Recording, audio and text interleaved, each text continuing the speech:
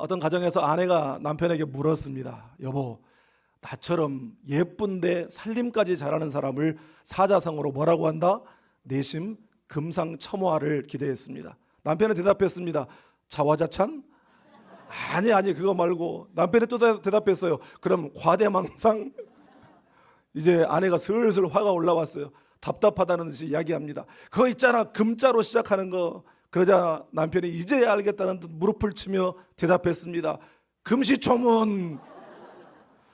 여러분, 이게 바로 동상이몽이죠. 동상이몽이란 같은 상황, 같은 자리에 있으면서 서로 다른 생각을 갖는 것을 일컫는 말입니다. 우리가 함께 읽은 오늘 이 본문 가운데에도 동상이몽의 이야기가 나와요. 예수님께서 예루살렘에 입성하시는데 그 입성하는 것을 두고 예수님과 무리들의 생각이 서로 달랐던 것입니다. 오늘은 사순절의 마지막 주일인 종려주일로서 예수님께서 십자가를 지시기 위해 예루살렘에 입성하신 것을 기념하는 주일입니다. 그런데 그때 예수님께서 예루살렘에 입성하실 때에 문무리가 손에 손마다 종려나무, 이 종려나무라고 하는 것은 야자나무의 일종이죠. 종려나무 가지를 들고 흔들며 환영했다, 맞이했다고, 그래서 종려주일이라고 부릅니다. 왜 종려나무 가지인가? 이스라엘 사람들에게 있어서, 특별히 성경에 이 종려나무는 기쁨과 희망과 정의를 상징하는 그런 나무이고, 또 이스라엘 사람들에게는 이 번영과 영광을 상징하는 민족적 그런 의미가 있는 그런 나무입니다. 성경에는 예수님의 생애 가운데 예루살렘을 방문하신 7번의 기록이 있어요.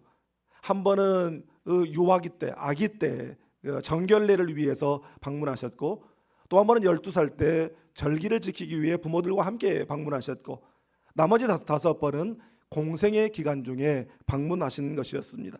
오늘 본문의 방문은 바로 7번째 방문이자 마지막 방문이었죠. 그런데 이번 예루살렘 방문이 특별한 것은 예수님께서 누구신지, 그리고 왜 이 땅에 오셨는지를 공개적으로 밝히셨습니다. 십자가와 부활의 그 계획을 드러내셨어요. 그래서 이전과는 전혀 다른 방식으로 예루살렘에 입성하셨던 것입니다. 이처럼 우리 주님의 예루살렘 입성은 십자가를 지시기 위함이었습니다. 사람들은 세상 나라를 위해 세속적 기대를 가지고 세상의 영광을 선포했지만, 우리 주님은 이 세상 나라가 아니라 하나님 나라를 위해 십자가의 영광을 선포하셨습니다.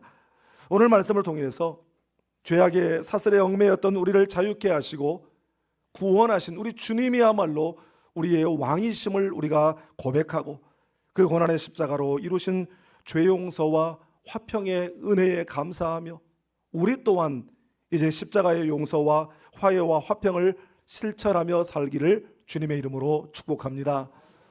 먼저 오늘 본문 38절을 함께 읽겠습니다. 이르되 찬송하리로다. 주의 이름으로 오시는 왕이여, 하늘에는 평화여, 가장 높은 곳에는 영광이로다 하니. 아멘. 여러분, 본문의 시작은 예수님께서 제자들과 함께 예루살렘으로 향하시는 길에 감람산 인근에 있는 벳바게와 베다니 근처에 계실 때입니다. 이 감람산이라고 하는 것은 여러분 잘 알다시피 이 올리브 산을 말합니다. 이스라엘의 3대 열매가 있죠. 올리브, 무화과, 그리고 포도 열매입니다. 이 감람산은 올리브 나무로 가득 찬 그런 산이에요. 그런데 그 근처에 이 벳바게와 베다니라고 하는 것도, 이 벳바게, 베다니라고 하는 이름 뜻 자체가 무화과의 집, 무화과 나무의 집, 이런 동일한 의미를 가지고 있는 그런 지역입니다. 이 감람산은 신학적으로 볼 때 굉장히 중요한 곳입니다. 왜냐하면 오실 메시아와 메시아의 통치와 밀접한 관련이 있는 곳으로 구약에 예언되어 있는 그런 장소이기 때문입니다. 스가랴 14장 4절에 그날에 그의 발이 예루살렘 곧 동쪽 감람산에 서실 것이요, 이렇게 그 지명이 정확하게 그렇게 예언이 되어 있습니다. 그러니까 예수님께서 예루살렘으로 가시는 도중에 그냥 오다 보니 감람산 앞에 이르게 된 것이 아니라, 이것은 분명히 예언대로 또 메시아로서 다시 오실 왕으로서 그 자리에 서 계신 것이었습니다. 그곳에서 제자 둘을 맞은편 마을로 보내시면서 거기서 나귀를 가져오라고 하셨어요. 그런데 제자들이 예수님의 말씀을 듣고 마을로 내려가서 그 나귀를 가져오는 그 모든 과정 하나하나를 주님께서 세심하게 구체적으로 다 알고 계시고 그렇게 말씀하셨고 또 말씀하신 대로 그대로 이루어졌습니다. 어디를 가면 나귀를 만날 수 있는지, 그 나귀가 매어 있는지 풀려 있는지, 그 나귀가 사람들이 타본 나귀인지 한 번도 타보지 않은 그런 나귀인지, 그리고 당연한 이야기 같지만 그 나귀를 풀어서 끌어오려고 할 때 주인의 반응까지 다 알고 계셨어요.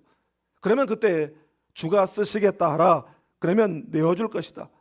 그런데 정말 제자들이 마을에 갔더니 말씀하신 대로 나귀가 매여 있고 한 번도 타보지 않은 그런 나귀였고, 또 그 나귀를 가져오려고 풀었더니 왜 그걸 가져가려고 하느냐고 주인들이 그렇게 물었어요. 그때 그들이 딱 한마디 하죠. 주님이 쓰시겠다고 합니다. 그러자 그들이 두말하지 않고 그 나귀를 내어주었습니다. 제가 이 말씀을 이렇게 준비하면서 그런 생각을 한번 해봤어요. 제가 부목사님 둘을 이 해룡면 삼동마을 회관 앞으로 보내면서 거기 가면 마을 회관 앞에 아직 한 번도 타보지 않은 오토바이가 하나 묶여 있을 겁니다. 그러면 그걸 가지고 오십시오. 그런데 주인이 그거 왜 가져가냐 묻거든 이렇게 대답하십시오. 우리 위임 목사님이 쓰시겠다 하라.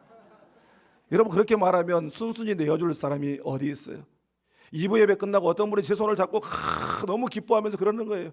목사님 그 삼동마을을 어떻게 하셨냐고. 거기 우리 친정이라고 그렇게 좋아하시더라고요. 그런데 주께서 쓰시겠다 하라, 그 주가 누구인지 그가 알고 그랬는지 모르고 그랬는지 제가 확인할 길은 없지만 적어도 주께서 쓰시겠답니다 라고 하는 그 말에서 메시아적 권세를 느꼈던 것입니다. 그리고 이제 예수님께서 나귀를 타고 가시자 무리들이 예수님 가시는 길에 자신의 겉옷을 깔아드렸어요. 자신의 겉옷을 깔아드리는 것은 고대의 왕의 행렬이나 아니면 전쟁에서 이기고 돌아오는 개선장군의 행렬에 존경을 표하는 그러한 행위였습니다. 이처럼 무리들은 예수님의 예루살렘 입성을 자신들이 그토록 애타게 기다리던 새 왕의 영광스러운 입성으로 이해했던 것입니다. 맞아요. 주님도 지금 왕으로서 예루살렘에 입성하고 계시는 것입니다.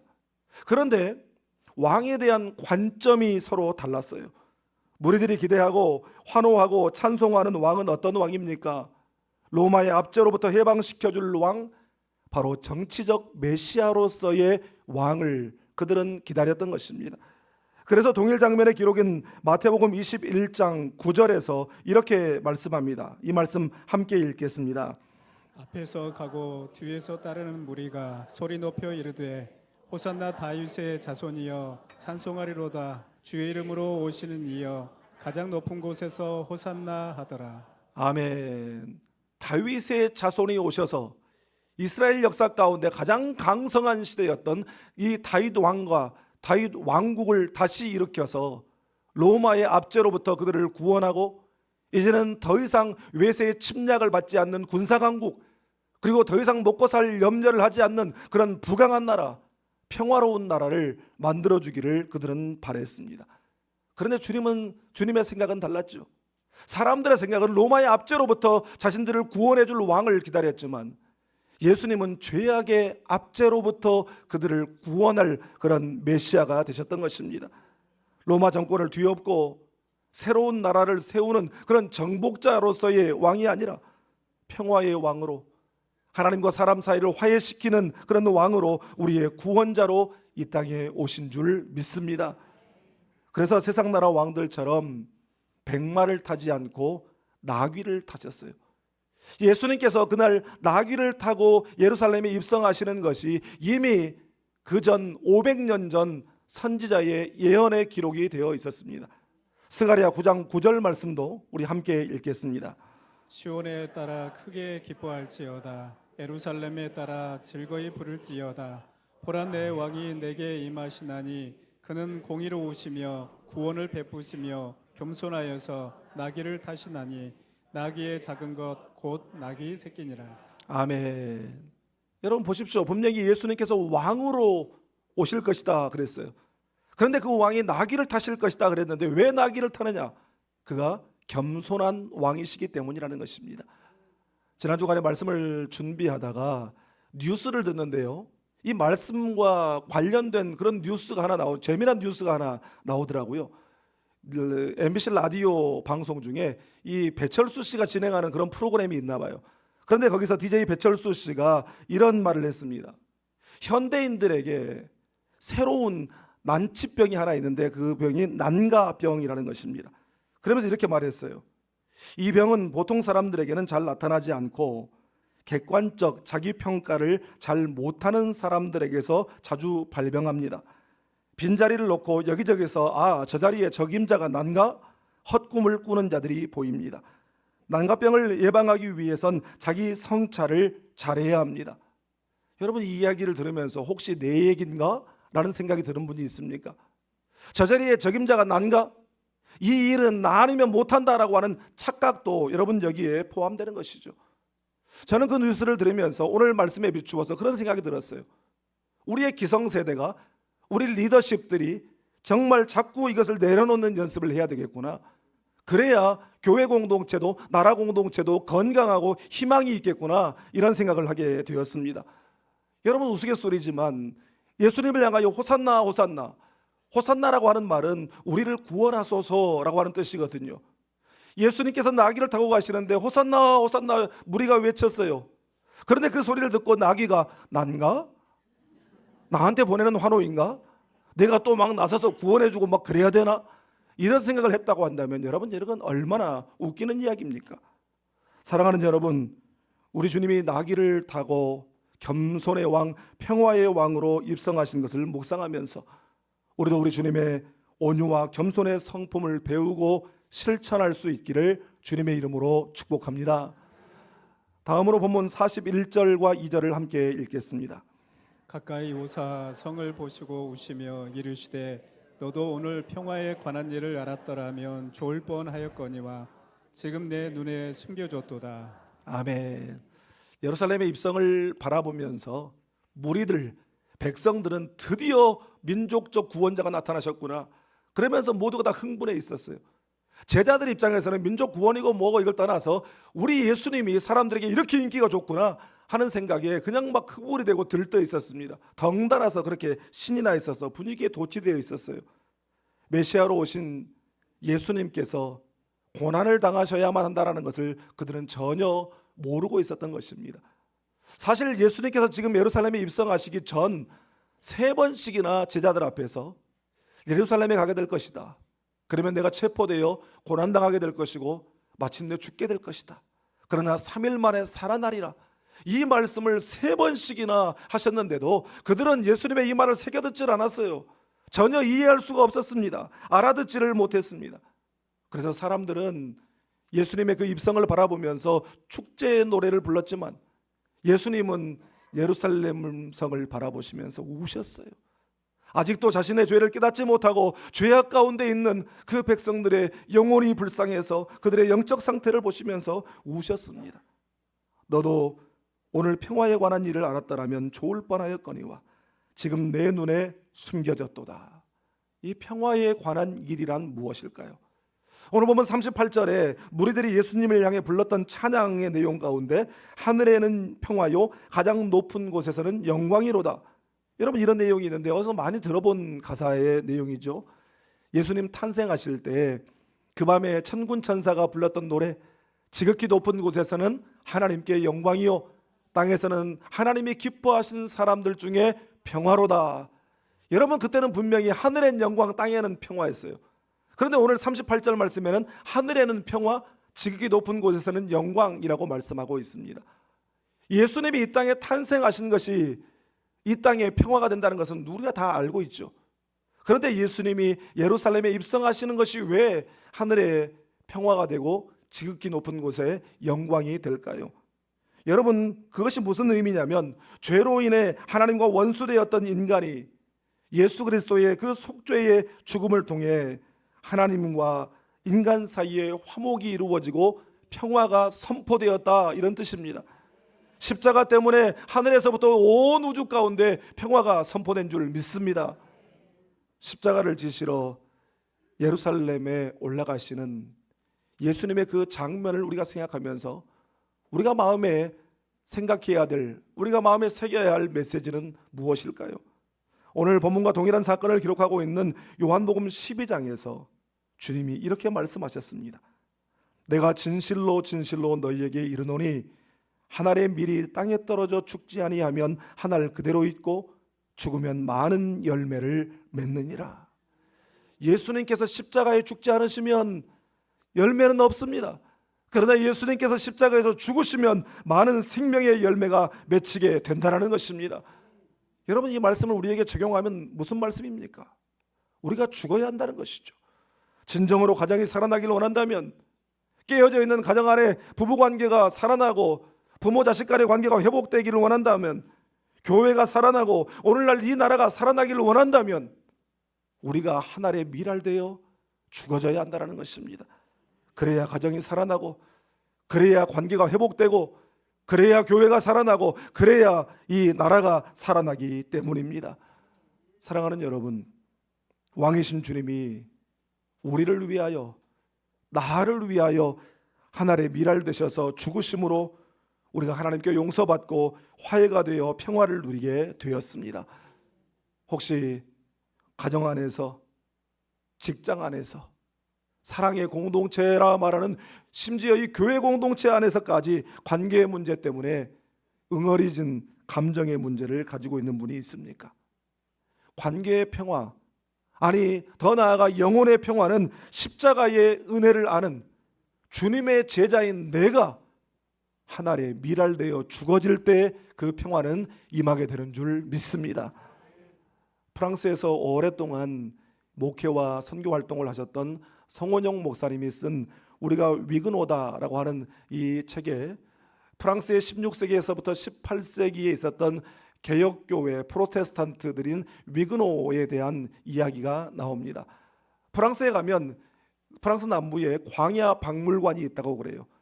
특별히 16세기에서부터 18세기에 극심했던 그 핍박을 피해서 개신교도들이 삶의 터전에 있지 못하고 광야로 숨고 지하로 숨어 들어가서 그 오랜 세월 동안 신앙을 지켜왔던 그런 유품들, 신앙의 흔적들을 모아놓은 그런 박물관이라고 합니다. 특별히 18세기에는 캐톨릭 교회의 후원을 입은 프랑스 정권이 개신교회를 차마 말도 못하게 그렇게 박해를 했습니다. 목사들을 잡아다가 특별히 제작된 형틀 위에서 뼈를 다 부수고 사지를 자르고 마지막에 참수형을 가했어요. 여자 성도들은 붙잡아다가 저 높은 망대에 가보기에 가두어 놓고 먹을 것을 주지 않고 거기서 굶어 죽게 하고 추워 죽게 만들었어요. 남자들은 여지없이 예외 없이 모두 다 붙잡아다가 왕의 전함의 저 밑바닥에 손목과 발목이 쇠사슬에 묶인 채로 죽을 때까지 노를 젓게 만들었습니다. 그런데 그 광야 박물관에 가면 유난히 눈길을 끄는 특별한 한 점의 전시품이 있습니다. 당시 한 성도가 그린 것으로 피골이 상접한 모습으로 노를 젓는 사람의 모습이 그려져 있는데 그의 손목과 발목에는 쇠고랑이 채워져 있습니다. 그리고 그 옆에는 이런 고백이 새겨져 있습니다. 주님, 저를 묶고 있는 이 쇠고랑을 당신과의 결혼 반지로 삼게 하시고 저를 끌고 가는 이 쇠사슬을 당신의 사랑의 사슬로 여기게 하소서. 참 이 짧은 글을 읽으면서 얼마나 눈물이 나던지요. 작은 고난에도 너무 쉽게 원망과 불평이 쏟아져 나오는 나 자신의 모습을 너무나도 부끄럽게 만드는 그러한 고백이었습니다. 사랑하는 성도 여러분, 우리 앞에 있는 잠깐의 세상 영광에 현혹되지 않고 지금은 십자가의 길, 십자가 지고 가는 가시밭길 같으나 우리 주님과 함께 영원한 영광에 이르게 되는 십자가의 길을 걸어가는 우리 모두가 다 될 수 있기를 주님의 이름으로 축복합니다. 기도하겠습니다.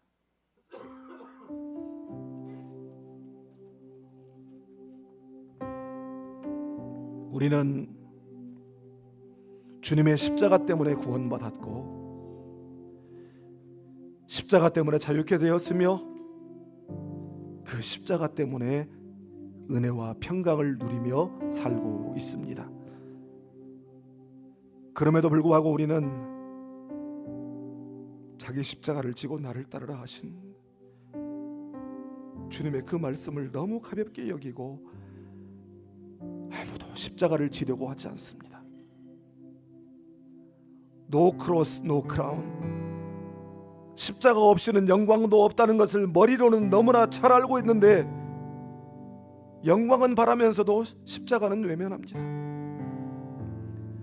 한 알의 밀이 땅에 떨어져 죽지 않으면 한 알 그대로 있고 죽으면 많은 열매를 맺는다는 주님의 그 말씀을 너무나도 잘 알고 있고 머리로는 얼마든지 동의하면서도 삶 속에서, 신앙 속에서 많은 열매는 기대하지만 내가 죽어주려고 하지는 않습니다.